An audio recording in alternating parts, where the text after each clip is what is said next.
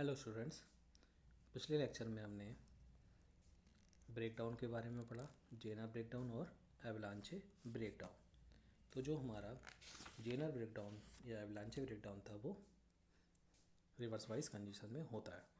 तो एवलांचे ब्रेकडाउन में हमारा क्या था, रिवर्स वोल्टेज का जब हम मान बढ़ाते हैं तो मान बढ़ाने से क्या होता है, डिप्लीशन लेयर में विद्यमान जो माइनॉरिटी चार्ज कैरियर्स रहते हैं वह उनकी गतिज ऊर्जा बढ़ जाती है, और गतिज ऊर्जा बढ़ने से इनका वेग बढ़ता है, और वेग बढ़ने से यह सेमीकंडक्टर के अन्य परमाणुओं से टकराते हैं, और अन्य परमाणुओं से टकराने के कारण यह क्या करते हैं, उनके सहसंयोजी बंधों को तोड़ देते हैं।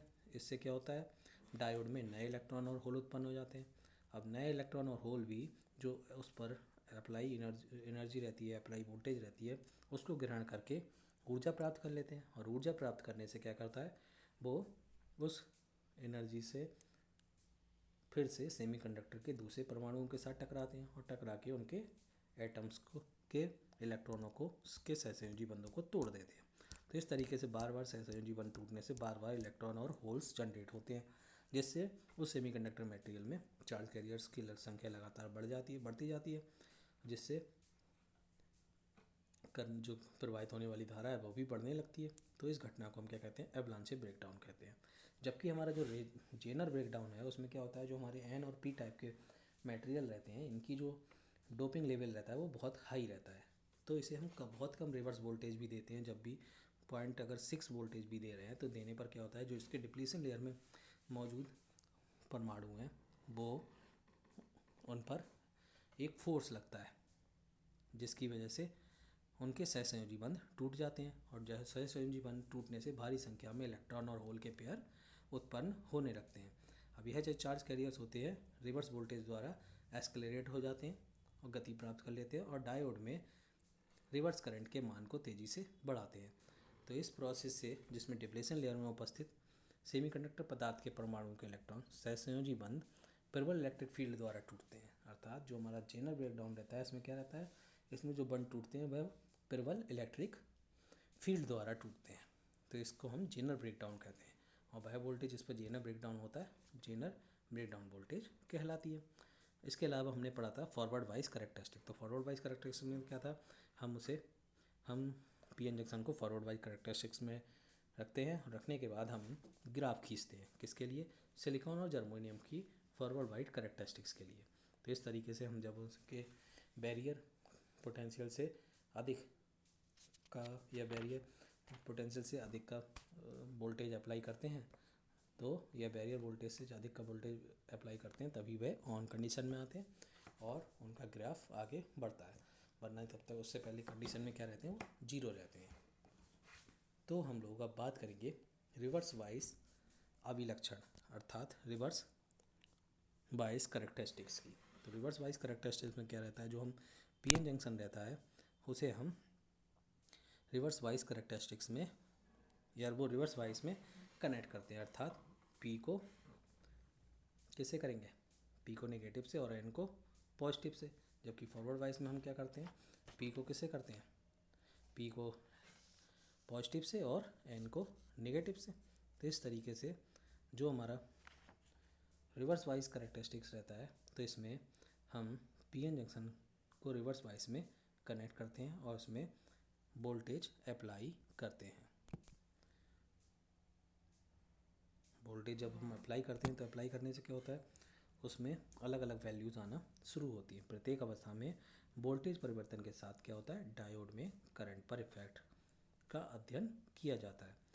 ठीक, तो इसके लिए हम क्या करते हैं, जर्मेनियम के लिए भी अध्ययन करते हैं और सिलिकॉन के लिए, जैसा कि हमने पिछले उसमें किया था। तो यहाँ पे भी हमने क्या रखा है, वोल्ट मीटर लगा रखा है वोल्टेज नापने के लिए, और माइक्रो एमीटर लगा रखा है उसकी पावर को करंट को नापने के लिए। ये हमारा वेरिएबल है जिसमें हम धीरे धीरे पावर्स को बढ़ाकर अप्लाई करा सकते हैं। इस तरीके का आपका एक प्रैक्टिकल भी है जिसे आपको करने को मिलेगा। आगे बढ़ते हैं, इसकी करेक्टरिस्टिक्स को देखते हैं। तो इस तरीके से ये हमें रिवर्स करेक्टरिस्टिक्स ऑफ जी का जर्मेनियम का फिगर है, और ये हमारा सिलिकॉन का फिगर है। तो इनका जब हम अध्ययन करते हैं तो हमें पता लगता है कि ये जब हम बी आर, जो हमारा बी रिवर्स वोल्टेज है, हमारा जो ये ग्राफ है वो किसके बीच में है, बी आर और आई के। ये हमारा माइनस बी आर और ये हमारा आई। तो इस तरीके से ये बी आई करेक्टरिस्टिक्स है। तो ये बी आर और आई के बीच में है। तो जब हम बी आर को 0 से बढ़ाते हैं तो बी आर के बहुत कम मान पर ही रिवर्स करंट आई आर अपने अधिकतम मान पर पहुंच जाती है। जो हमारा हमने बहुत कम वैल्यू पे ही जो हमारा है यह आई आर अधिकतम मान पे पहुंच जाता है। अब रिवर्स वोल्टेज बी आर को बढ़ाने पर रिवर्स करंट कांस्टेंट रहती है। जब हम बहुत मान पे पहुंच जाता है, मरने के बाद क्या होता है कि जब हम बी आर को बढ़ाते हैं तो रिवर्स करंट तो कांस्टेंट रहती है और उसका मान कांस्टेंट आई नॉट रहता है, जो ये हमारी आई नॉट है। इसको बड़ा करेंगे तो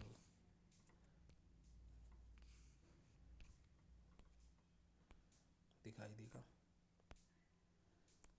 तो ये क्या है, यहाँ से बहुत कम वोल्टेज पर ही ये ऑन हो जाता है। अब ये ऑन हो गया, तो ऑन होने के बाद यहाँ पे पहुँच गया।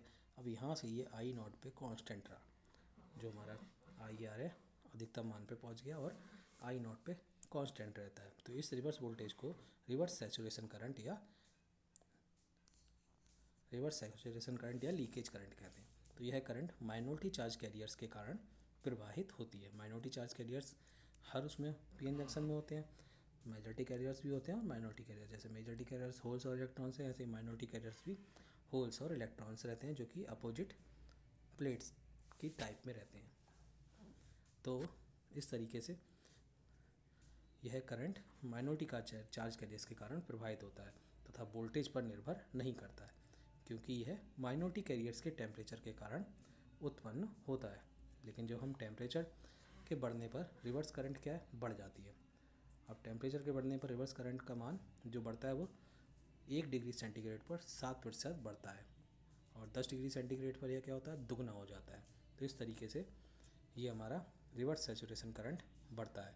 तो ये हमारी जो है कंडीशन दोनों में है और दोनों में रहती है। हमारा इसमें हमने क्या किया, बी आर वोल्टेज अप्लाई किया, यहाँ पे क्या हुआ, थोड़े से ही वोल्टेज अप्लाई करने पर ये ऑन हो गया और ये बहुत समय तक आई नॉट सैचुरेशन करंट में, रिवर्स सैचुरेशन करंट या लीकेज करंट कहते हैं, ये कांस्टेंट रहा। अब यह करंट जो है माइनॉरिटी कैरियर्स के कारण प्रवाहित होता है और वोल्टेज पर डिपेंड नहीं करता है। अब इस तरीके से यदि हम इसका टेम्परेचर बढ़ाएं तो टेम्परेचर बढ़ने पर इसका मान क्या है, 7% बढ़ जाता है। कितने टेम्परेचर पर, 1 डिग्री सेंटीग्रेड बढ़ने पर। और टेम्परेचर में 10 डिग्री सेंटीग्रेड वृद्धि पर यह दोगुनी हो जाती है। और यदि हम टेम्परेचर में 10 डिग्री सेंटीग्रेड की वृद्धि करें तो ये क्या होगा, दुगना हो जाएगा।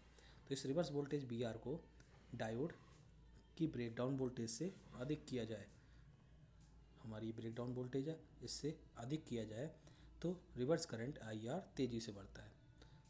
जैसे ही हमने इसको वैल्यू को इस वैल्यू से, ब्रेकडाउन वोल्टेज हमारी रही बी जेड, इससे ज़्यादा किया तो ये एकदम तेज़ी से क्या हुआ, बढ़ने लगा।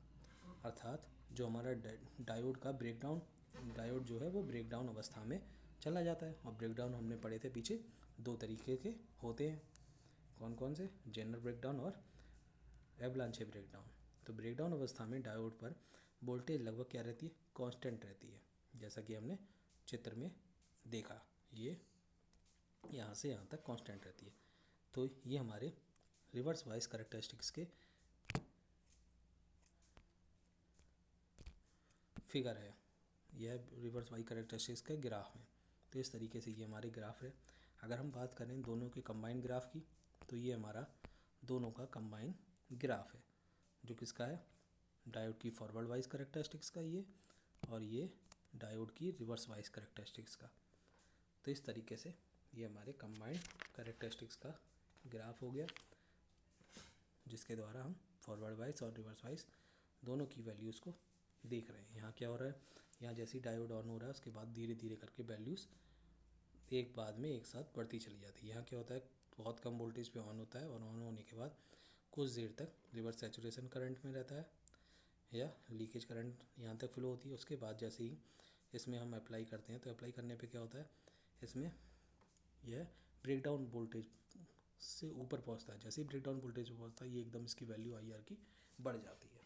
तो इस तरीके से ये हमारा रिवर्स वाइज कैरेक्टरिस्टिक्स हो गया, किसकी, पीएन जंक्शन की रिवर्स वाइज कैरेक्टरिस्टिक्स। आगे हम बात करेंगे डायोड की डायनामिक रेजिस्टेंस तथा स्टैटिक रेजिस्टेंस तथा डायोड अभिलक्षणों से इसकी गणना। तो सबसे पहला है हमारा डायनामिक रेजिस्टेंस। तो ये रहा हमारा डायनामिक रेजिस्टेंस। तो जब किसी डायोड में कांस्टेंट डीसी करंट प्रवाहित की जाती है तब डायोड द्वारा प्रदर्शित रेजिस्टेंस उसका स्टैटिक रेजिस्टेंस कहलाता है। अर्थात जब भी हम डायोड में कांस्टेंट डीसी, एक निश्चित डीसी प्रवाहित करते हैं, करंट प्रवाहित करते हैं, तब डायोड के द्वारा जो प्रदर्शित रेजिस्टेंस रहता है वह इसका स्टैटिक रेजिस्टेंस कहलाता है। फॉरवर्ड वाइड अभिलक्षणों में डायोड का स्टैटिक तथा डायनामिक रेजिस्टेंस ज्ञात करना प्रदर्शित किया गया। ये हमारा रहा, इसमें हमने प्रदर्शित किया है। तो हमने क्या, ये कांस्टेंट डीसी प्रोवाइड करा रहे हैं, तो क्या हो रहा है, ये यहाँ से वैल्यू ऐसे करके सीधे इस तरीके से जा रही है। तो डायोड का स्टैटिक रेजिस्टेंस वोल्टेज व करंट में परिवर्तन के बदल होने से बदलता है, परंतु जब यह पैरामीटर प्रयोगात्मक रूप से उपयोग में नहीं लाया जाता। डायोड का फॉरवर्ड डायरेक्शन में स्टैटिक रेजिस्टेंस RF तथा रिवर्स डायरेक्शन में जो इसका रेजिस्टेंस रहता है वो R रहता है। तो RF तथा RR के कुछ मान निम्नलिखित हैं, जैसे कि जो हमारा जर्मेनियम के लिए हो गया बाई DR-25 के लिए RF 100 ओम और RR कितना हो जाएगा हमारा 1 मिली ओम। जो हमारा रेजिस्टेंस होता है R=B/I होता है। तो अगर हम ग्राफ से देखें तो रेजिस्टेंस R=OM/ON। OM हमारा ये हो गया और ON हमारा ये हो गया। तो इस तरीके से ये हमारा डायोड का डायनामिक रेजिस्टेंस है। और डायनामिक रेजिस्टेंस क्या होता है, जब हम उस किसी भी डायोड में कांस्टेंट करंट प्रवाहित कराते हैं तो डायोड द्वारा जो प्रदर्शित रेजिस्टेंस होता है वो उसका क्या कहलाता है, स्टैटिक रेजिस्टेंस कहलाता है। अब हम बात करते हैं डायनामिक रेजिस्टेंस की। तो जब किसी डायोड में फॉरवर्ड करंट का मान एवरेज मान से परिवर्तित होता है तब फॉरवर्ड डायरेक्शन में वोल्टेज के सूक्ष्म परिवर्तन तथा करंट के सूक्ष्म परिवर्तन के अनुपात को हम डायोड का डायनामिक रेजिस्टेंस कहते हैं। अर्थात जब हम डायोड में फॉरवर्ड करंट का मान एवरेज मान से परिवर्तित करते हैं तो क्या होता है, डायोड फॉरवर्ड वाइस में वोल्टेज में अपने आप परिवर्तन होगा। अर्थात जो वोल्टेज है, वोल्टेज में B से परिवर्तन डेल्टा B हो जाएगा और करंट में I से परिवर्तन डेल्टा I हो जाएगा। तो हमारा जो डायनामिक रेजिस्टेंस रहेगा, इस डायनामिक रेजिस्टेंस को हम स्मॉल RF से प्रदर्शित करते हैं। तो स्मॉल RF =डेल्टा B/डेल्टा I। तो डायोड का डायनामिक रेजिस्टेंस स्थिर नहीं होता है, यह ऑपरेटिंग वोल्टेज पर निर्भर करता है। अर्थात जो हम वोल्टेज देते हैं उस पर उसके हिसाब से घटता बढ़ता रहता है, यह स्थिर नहीं रहता। तो फॉरवर्ड बायस की स्थिति में डायोड का मान हम इस सब, तो ये करंट का मान I=I0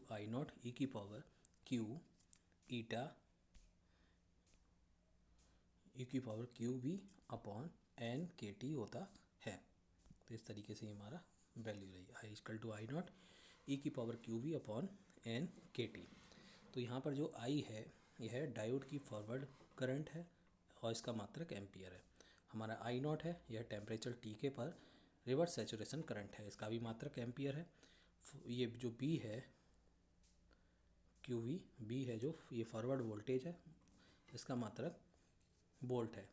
Q हमारा इलेक्ट्रॉन का चार्ज है जिसकी वैल्यू 1.6 × 10⁻⁻19 कूलम होती है। K बोल्ट्जमैन कांस्टेंट है जिसकी वैल्यू 1.38 × 10⁻⁻23 जूल पर केल्विन है। N=1 रखते हैं हम जर्मेनियम के लिए और N=2 रखते हैं हम सिलिकॉन के लिए। तो इस तरीके से ये हमारी इक्वेशन रही।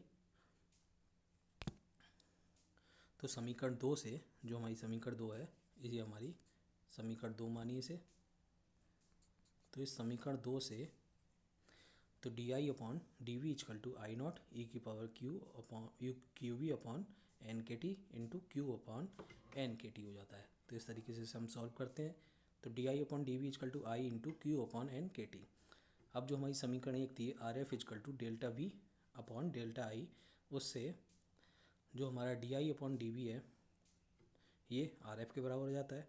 तो R F is equal to N K upon Q T upon I. तो इस तरीके से जो हमारा आर एफ रह जाता है, R F is equal to N K upon Q की हमने वैल्यू रख दी, टी अपॉन आई बचता है। तो इस तरीके से जो हमारा रहता है ये सॉल्व करते हैं। इसे सॉल्व करने पर वैल्यू आती है R F is equal to 8.625 into 10⁻⁻2 T N upon I. तो समीकरण 3 में सामान्य ताप जो हमारा 27 डिग्री सेंटीग्रेड पर dynamic resistance R F is equal to 8.625 into 10⁻⁻2 into 300 upon I होता है। तो इस तरीके से इसे हम जब सॉल्व करते हैं तो ये हमारा आर एफ इजकल टू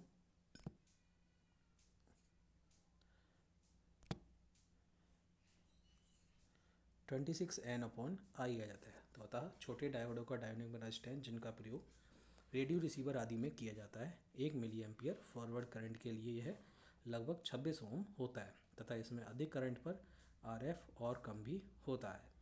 तो रिवर्स बर्स्ट डायोड का डीसी का रेजिस्टेंस बहुत अधिक होता है, अतः एसी रेजिस्टेंस आर एफ और भी अधिक होगा। तो इस तरीके से ये हमारा रेजिस्टेंस पूरा हुआ। तो जहाँ हमने आज डायनामिक रेजिस्टेंस और स्टैटिक रेजिस्टेंस के बारे में पढ़ा। अब हम अगले लेक्चर में पीएन जंक्शन डायोड के अनुप्रयोगों को पढ़ेंगे।